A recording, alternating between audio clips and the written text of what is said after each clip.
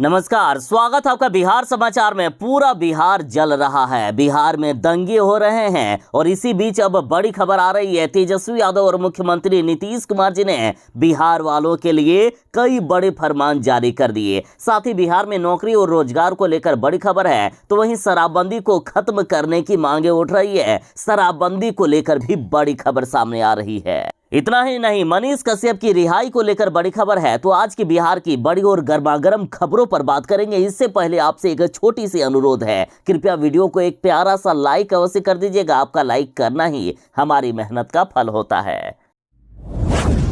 बिहार के नालंदा में लगातार दंगे हो रहे हैं। पूरे नालंदा में डर का माहौल है और अब नालंदा से बड़ी खबर आ रही है। कहा गया उपद्रवियों की अब खैर नहीं। डीएम ने कहा है कि सरेंडर करे आरोपी, नहीं तो उनकी घरों की कुर्की होगी, उनकी घरों को जब्त किया जाएगा। दरअसल नालंदा के डीएम शशांक शुभंकर ने उपद्रवियों को सख्त संदेश देते हुए कहा है कि सभी उपद्रव फैलाने वाले जल्द से जल्द पुलिस के सामने सरेंडर करें, नहीं तो उनकी घरों की कुर्की की जाएगी। और जिलाधिकारी के इस आदेश के बाद लोगों में हड़कंप मच गया है। लगातार बिहार का पुलिस प्रशासन नालंदा और सासाराम की स्थिति सुधारने पर लगे हुए हैं। बिहार के सासाराम और नालंदा में भारी बवाल हो रहा है, दंगा फसाद हो रहा है, कई लोग मारे गए हैं। दिन दहाड़े कभी किसी को गोली मार दिया जा रहा है तो कहीं बम से उड़ा दिया जा रहा है। फिलहाल इस घटना को पुलिस ने नियंत्रित कर लिया है। साथ ही मुख्यमंत्री नीतीश कुमार जी ने उच्च स्तरीय समीक्षा बैठक करते हुए मृतक परिवार को 5 लाख रुपए की मुआवजा देने का ऐलान कर दिया।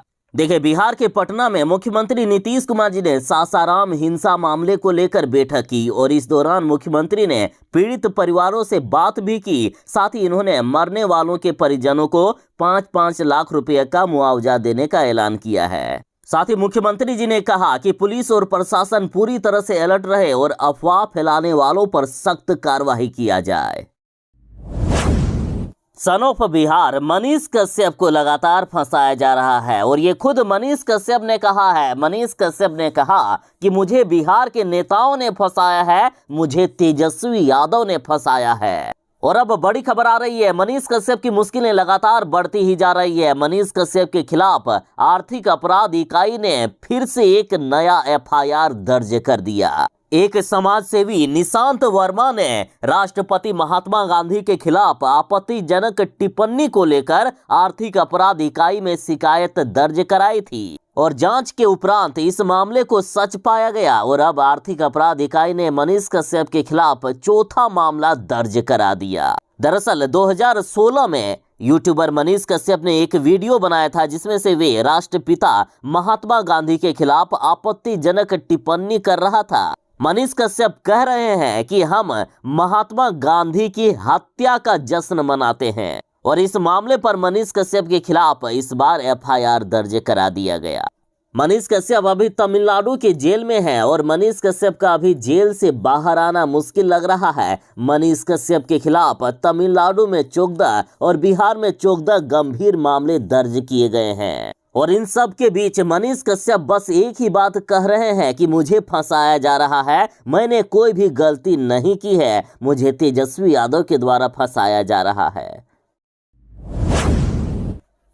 बिहार के सासाराम में जो दंगे की खबरें आई है, जो हिंसा की खबरें आई है, वो किसी का भी रूह कपा कर रख देगी। सासाराम में डर का माहौल इतना है कि लोग अपने घर द्वार को छोड़कर भाग गए। और अब ईटीवी भारत की जरा खबरें देखिए। कहा गया कि जो घर छोड़कर चले गए हैं उनमें अब हिम्मत नहीं है घर वापस लौटने की। हिंसा के नाम से ही लोग कांप रहे हैं और बिहार के नेता ऐसे हैं कि ये लोग लाशों पर भी राजनीति करने से बाज नहीं आ रहे हैं। बीजेपी वाले कह रहे हैं कि बिहार में महाजंगल राज लौट आया है और इसलिए इस तरह की घटनाएं हो रही है। तो वहीं सत्ता पक्ष के लोग कह रहे हैं कि ये बीजेपी और आरएसएस के द्वारा करवाया गया। और इधर खबर है कि बिहार के सासाराम में हिंसा के बाद इलाके में सन्नाटा पसरा है। सिर्फ पुलिस की गाड़ी का सायरन ही सुनाई देता है। लोग अभी तक हिंसा का मंजर नहीं भूले हैं। उस दिन को याद कर ही लोग कांप जाते हैं। जो घर छोड़कर चले गए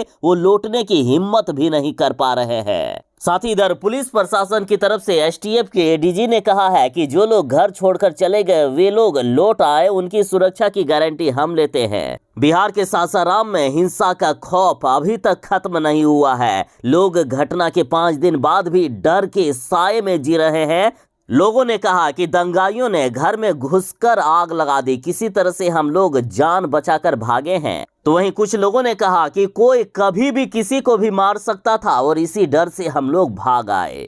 पीड़ितों ने कहा कि हम लोग घर द्वार को छोड़कर इसीलिए भाग गए थे क्योंकि पुलिस की ओर से कोई भी सुरक्षा नहीं दी गई थी, कोई कभी भी आकर मार सकता था और ऐसे में हम लोग आखिर कैसे रहते।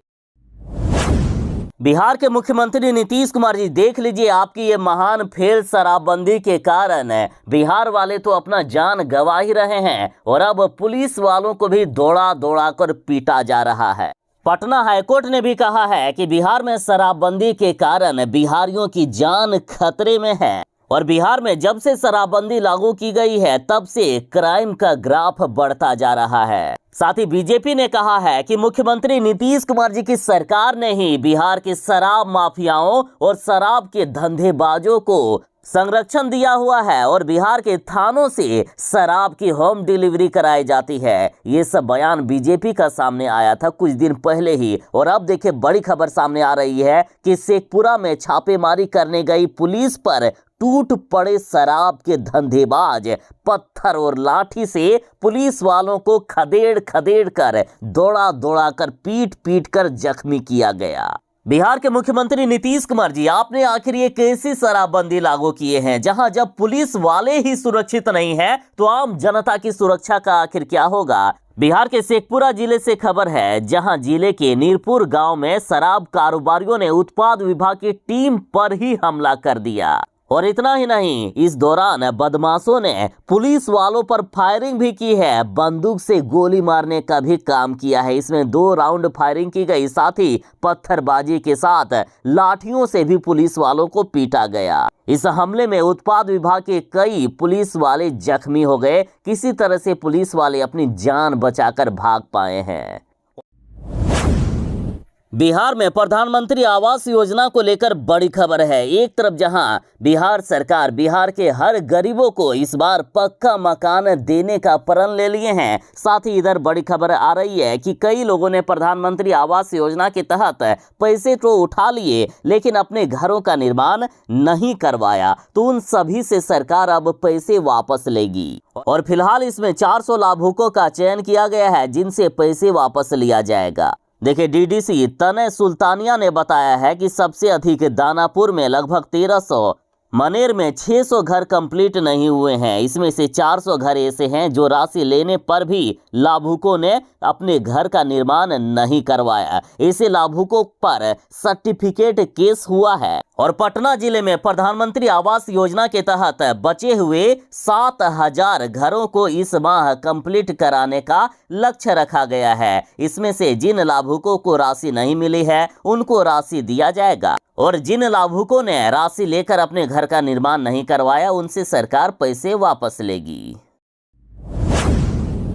मुख्यमंत्री नीतीश कुमार जी इफ्तार पार्टी कर रहे हैं। सीएम आवास में 7 अप्रैल को नीतीश कुमार जी की इफ्तार पार्टी है। 8 अप्रैल को जदयू की दावते इफ्तार रखी गई है। नीतीश कुमार जी अगला प्रधानमंत्री बन सके इसके लिए तैयारियां हो रही है। नीतीश कुमार जी अब पीएम कैंडिडेट के तौर पर अपना नामांकन करने वाले हैं। नीतीश कुमार जी बिहार में तेजस्वी यादव को मुख्यमंत्री की गद्दी सौंपकर खुद अब केंद्र की राजनीति करेंगे। और आखिर 2024 का लोकसभा चुनाव कैसे लड़ा जाएगा, क्या क्या रणनीति होगी, इसकी चर्चा के लिए दावते इफ्तार रखी गई है और 7 अप्रैल को मुख्यमंत्री नीतीश कुमार जी की इफ्तार पार्टी होगी।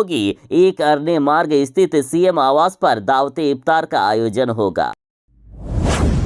हमारे देश के जो मुसलमान हैं वो हिंदुओं से मुसलमान बने हैं। हिंदू अपना धर्म परिवर्तन किए जिससे आज हमारे देश में मुसलमानों की संख्या बढ़ी है और ये कहना है नीतीश कुमार जी के मंत्री का। देखिए, नीतीश कुमार जी के मंत्री ने दलितों से कहा है कि मुसलमानों से झगड़ा मत करिए, वे हमसे ही बदलकर मुसलमान बने। बिहार के भवन निर्माण मंत्री अशोक चौधरी ने कहा है कि मुसलमानों से झगड़ा मत करिए, उनसे किसी तरह का ईर्ष्या या द्वेष रखना उचित नहीं है। 20 से 25 पुख्त पहले हमसे ही बदलकर मुसलमान ये लोग बने हैं, ये हमारे अपने हैं, इसलिए इनसे किसी तरह का द्वेष नहीं रखना है। बिहार सरकार के मंत्री अशोक चौधरी ने कहा है कि हमारे देश में मुसलमानों में 90% वैसे लोग हैं जो धर्म परिवर्तन कर मुसलमान बने हैं। कुछ पुख्त पहले उनके पूर्वज भी हिंदू थे। बड़े पैमाने में अनुसूचित जाति के लोग हिंदू धर्म में छुआछूत के कारण धर्म परिवर्तन कर मुसलमान बन गए, इसलिए मुसलमान कोई गैर नहीं है। अनुसूचित जाति के लोगों को मुसलमानों को गैर नहीं समझना चाहिए।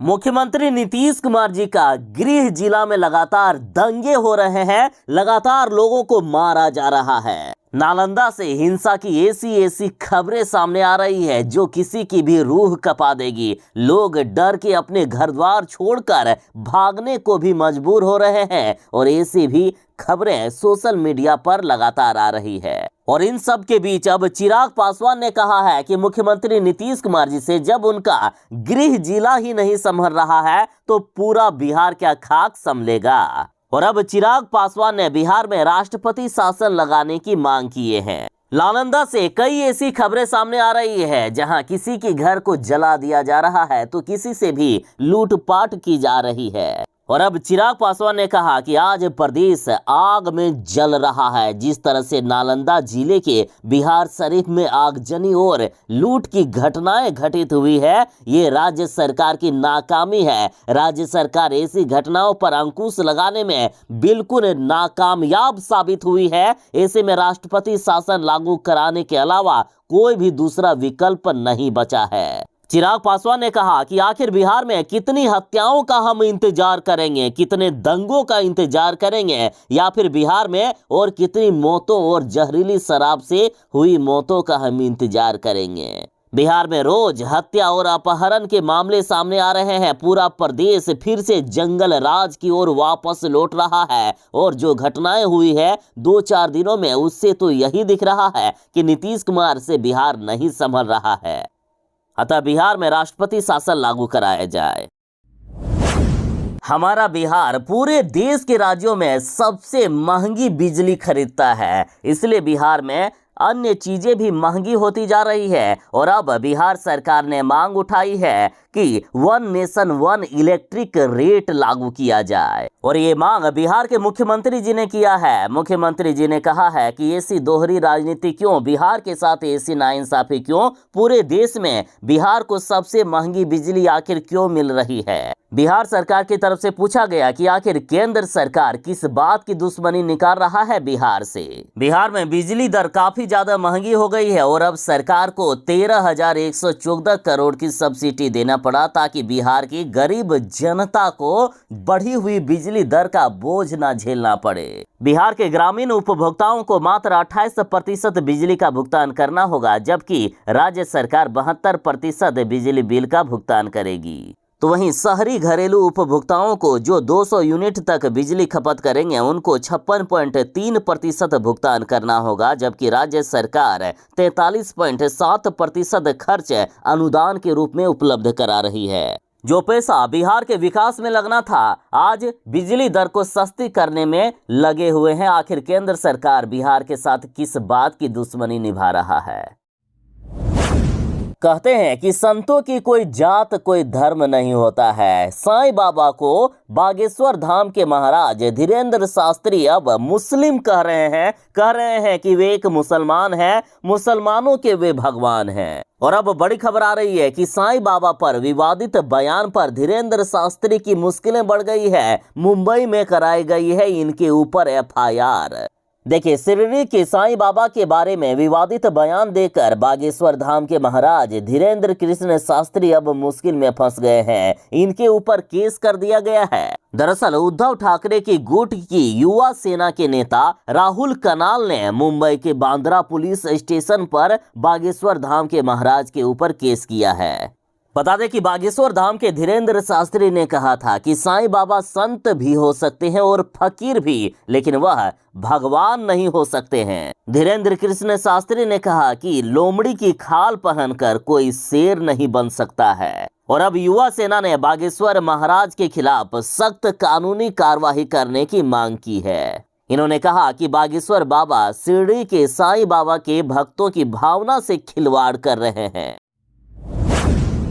नवोदय विद्यालय में एडमिशन लेने वालों के लिए बड़ी खबर है। नवोदय विद्यालय प्रवेश परीक्षा का एडमिट कार्ड जारी कर दिया गया है। देखिए, नवोदय विद्यालय शैक्षणिक सत्र 2023-24 के लिए छठी कक्षा में प्रवेश के लिए परीक्षा 29 अप्रैल को बिहार के विभिन्न परीक्षा केंद्रों पर सुबह 11:30 बजे से आयोजित की जाएगी। परीक्षा का एडमिट कार्ड जारी कर दिया गया है। परीक्षार्थी अपना एडमिट कार्ड navodaya.gov.in पर जाकर डाउनलोड कर सकते हैं।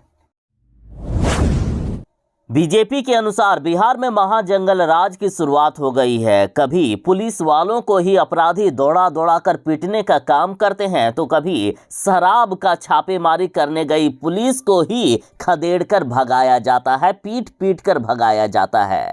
नालंदा सासाराम में लगातार दंगे हो रहे हैं और इधर बिहार की राजधानी पटना से खबर आ रही है कि राजधानी में नाबालिग को अगवा कर पेड़ से बांधकर हैवानियत की गई। पुलिस ने खोला हाथ मुंह, 3 गिरफ्तार किए गए। और इस तरह की घटनाओं के बाद लगातार महिलाओं की सुरक्षा पर सवाल उठ रहे हैं। देखिए, बिहार की राजधानी पटना में नाबालिग के साथ दुष्कर्म की घटना सामने आई है। लखीसराय जिले के सीमा पर स्थित एक गांव में घर से निकली नाबालिग को अपराधियों ने अगवा कर लिया। उसके बाद 4 युवकों ने सामूहिक दुष्कर्म की घटना को अंजाम दिया। पुलिस ने नाबालिग को गांव के बाहर गंगा नदी के किनारे एक पेड़ पर बंधा हुआ बरामद किया। जानकारी के अनुसार नाबालिग के हाथ को उल्टा करके पेड़ से रस्सी के सहारे बांधा गया, जबकि उसके गर्दन को दुपट्टे के सहारे बांधा गया था। पीड़िता के मेडिकल के बाद सामूहिक दुष्कर्म की पुष्टि हुई है। फिलहाल पुलिस ने इस मामले में 3 आरोपियों को गिरफ्तार किया है। बीजेपी नेता सम्राट चौधरी मुख्यमंत्री नीतीश कुमार जी के लिए कल्याण बिघा में कुटिया बनाएंगे। इन्होंने कहा कि हमारे बुजुर्ग हैं नीतीश कुमार, मैं उनकी सेवा करूंगा, उनके लिए कुटिया बना दूंगा, बस वे अपना इस्तीफा दे दे, वे संन्यास ले ले। भाजपा के प्रदेश अध्यक्ष सम्राट चौधरी ने नीतीश कुमार को बीमार, बुजुर्ग और अस्तित्व विहीन बताया है। सम्राट चौधरी ने कहा कि नीतीश कुमार बीमार चल रहे हैं, बुजुर्ग भी हैं, हम तो सेवा करना चाहते हैं, इसलिए कल्याण बिघा में उनके लिए हम कुटिया बनाकर स्थापित कर देंगे। साथ ही सम्राट चौधरी ने कहा कि नीतीश कुमार जी का जनाधार खत्म हो गया है, इनमें अब पावर ही नहीं बची है, इनसे बिहार नहीं संभलने वाला है, अतः वे अब संन्यास ले ले, हम उनके लिए कुटिया बना रहे हैं।